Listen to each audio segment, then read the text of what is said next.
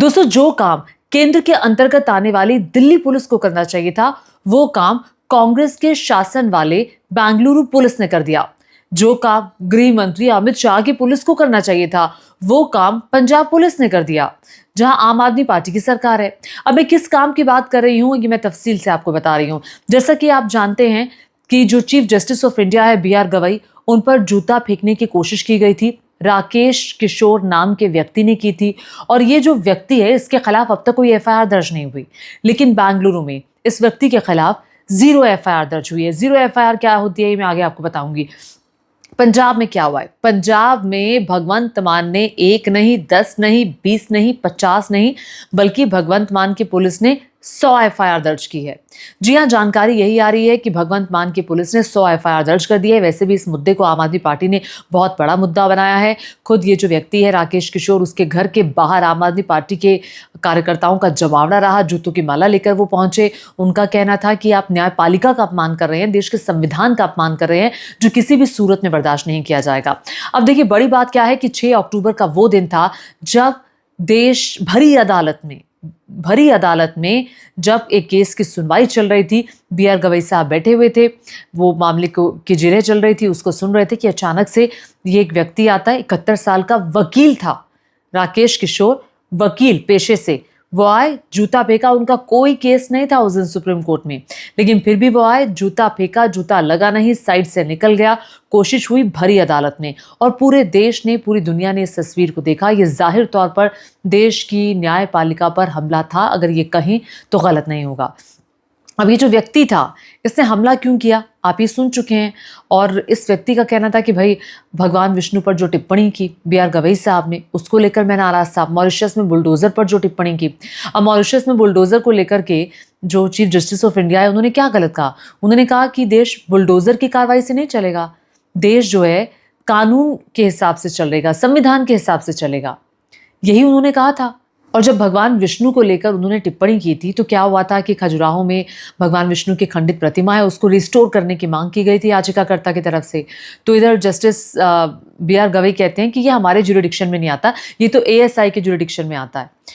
तो बार बार जो याचिकाकर्ता था, उन्होंने अनुरोध किया कि नहीं सर, आप कुछ कर दीजिए, रिक्वेस्ट की। तो उन्होंने कहा कि भाई, हमारे ज्यूरिडिक्शन में नहीं आता। अगर आपको आप इतने ही कट्टर भक्त हैं भगवान के, तो आप भगवान से प्रार्थना करिए कि ये मामला जल्दी सुलझ जाए। तो इस टिप्पणी से जो कुछ कथित लोग हैं वो नाराज हो गए। और इस टिप्पणी के बाद मैं आपको बता दूं कि सोशल मीडिया पर हर तरह के लोग आ गए, उनके समर्थन वाले भी, विरोध वाले भी। कुछ दक्षिणपंथी विचारधारा के लोग थे जो बी आर गवई जी को लेकर, जो चीफ जस्टिस ऑफ इंडिया को लेकर तरह तरह की अभद्र भाषा का इस्तेमाल कर रहे थे, उनके टिप्पणी पर गलत चीज़ें लिख रहे थे। अब इस सब से क्या हुआ, इस सब से भावनाएं जो है, आप किसी को उकसा रहे हैं, उकसाने वाली कार्रवाई इसे कहा जाता है जब आप टिप्पणी करते हैं। और ख़ास तौर से इस मामले में जो टिप्पणियां की गई, उन टिप्पणियों को उकसावे वाली कार्रवाई के तौर पर पंजाब की पुलिस ने माना। और उन सोशल मीडिया हैंडल्स पर, उन जो सोशल मीडिया अकाउंट्स हैं, यूट्यूब कंटेंट क्रिएटर्स हैं, जिनके यूट्यूब चैनल से, जिन्होंने अपने चैनल के ज़रिए बी आर गवई जी की इस टिप्पणी पर और ज़्यादा अभद्र भाषा का इस्तेमाल किया और उस मामले में भावनाओं को भड़काया, उन लोगों के खिलाफ, उन कंटेंट क्रिएटर्स के खिलाफ कार्रवाई की, एफआईआर दर्ज की है पंजाब पुलिस ने। और ये एफआईआर बताया जा रहा है कि 100 के लगभग एफआईआर है जो दर्ज की गई है। ये देखिए, ये बाकायदा ऑफिशियल भी हो चुका है, पंजाब पुलिस ने इसकी पुष्टि भी कर दी है। पंजाब पुलिस ने कह दिया है कि हमने एफआईआर दर्ज कर ली है उन लोगों के खिलाफ जिन्होंने आपत्तिजनक सोशल मीडिया सामग्री पोस्ट की, जिन्होंने जाति आधारित टिप्पणी की, जिन्होंने अपमान किया, उकसावे वाली कार्रवाई की, उच्च संवैधानिक पद पर जिन्होंने हमला किया, उच्च संवैधानिक पद पर बैठे व्यक्ति पर हमला किया, और सार्वजनिक शरारत जिन्होंने की है, जिन्होंने सांप्रदायिक अशांति फैलाने के लिए पोस्ट किया है या फिर कुछ कहा है, उनके खिलाफ हम कार्रवाई करने जा रहे हैं। तो ये कार्रवाई आप बताइए किसको करनी चाहिए थी? दिल्ली में ये घटना घटी, ये कार्रवाई दिल्ली पुलिस को नहीं करनी चाहिए थी कि आखिर जिस व्यक्ति ने इस घटना को अंजाम दिया और जो चीफ जस्टिस ऑफ इंडिया की विष्णु भगवान पर टिप्पणी का आधार दिया, तो उस टिप्पणी पर जिन लोगों ने अभद्र भाषा का इस्तेमाल किया, जिन्होंने उकसावा दिया, जिन्होंने इंस्टिगेट किया भावनाओं को, क्या उनके खिलाफ कार्रवाई नहीं करनी चाहिए थी दिल्ली पुलिस को? आप बताइए। दिल्ली पुलिस ने तो कार्रवाई नहीं की। दिल्ली पुलिस किसके अंतर्गत आती है? गृह मंत्री अमित शाह के अंतर्गत आती है, गृह मंत्रालय के अंडर आती है।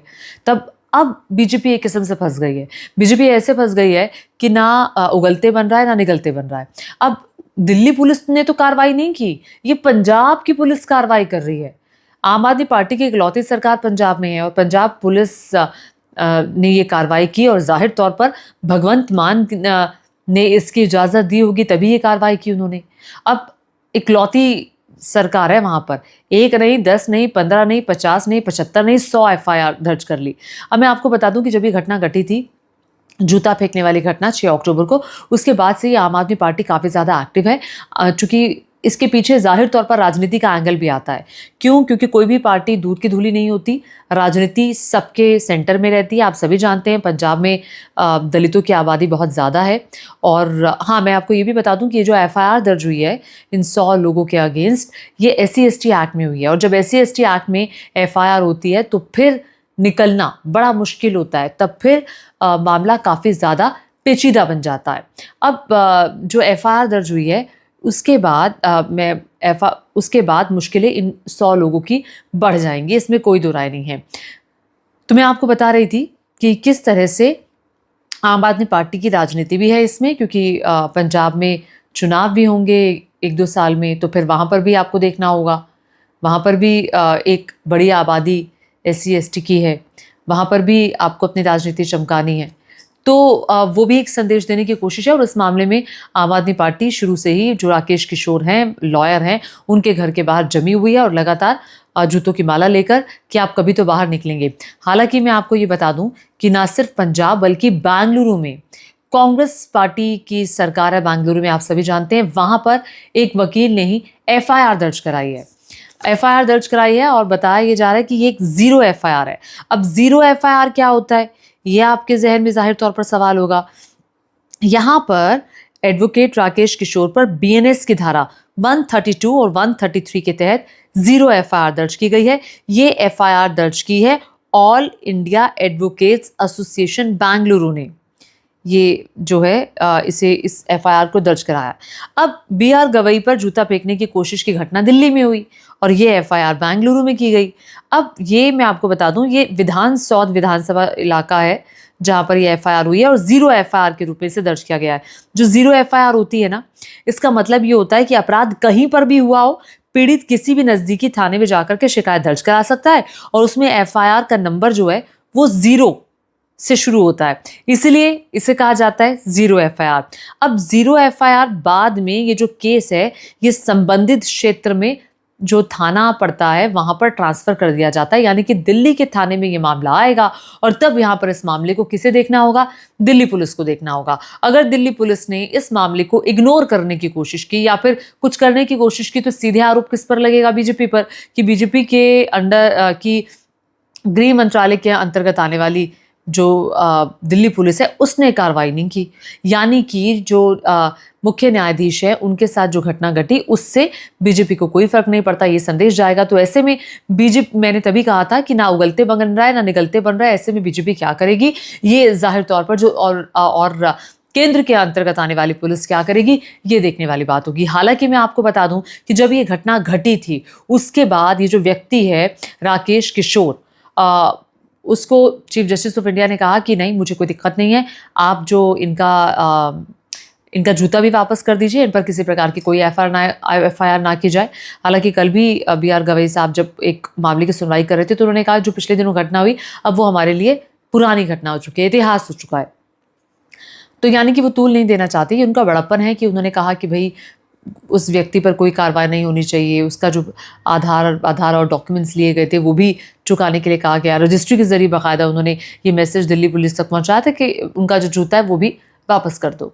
अब ये तो चीफ जस्टिस ऑफ इंडिया ने कहा ना कि वापस कर दो, तो क्या दिल्ली पुलिस की अपनी कोई जिम्मेदारी नहीं थी कि देश के इतने बड़े संवैधानिक पद पर बैठे व्यक्ति के ऊपर जूता उछाला गया और दिल्ली पुलिस कोई कार्रवाई ना करे?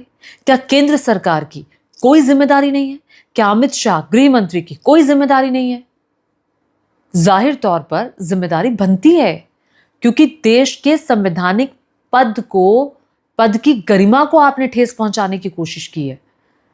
तो क्यों ना उस व्यक्ति पर कार्रवाई की जाए, और क्यों ना जिम्मेदारी समझते हुए दिल्ली पुलिस ने एफआईआर दर्ज नहीं की, और क्यों दिल्ली पुलिस ने उन अकाउंट्स पर अब तक कार्रवाई नहीं की जिनकी तरफ से उकसावा किया गया था, जिनकी तरफ से उकसाया गया था इस घटना के लिए। जैसा कि राकेश किशोर ने कहा कि भैया उनकी इस टिप्पणी के बाद तो मेरे को लगा कि सनातन की रक्षा करनी है, सनातन का अपमान नहीं सहेगा हिंदुस्तान, ये उन्होंने जाते हुए कहा। जब सुरक्षा कर्मियों ने पकड़ा जूता फेंकने की घटना के बाद, तब इस व्यक्ति ने ये सब कहा।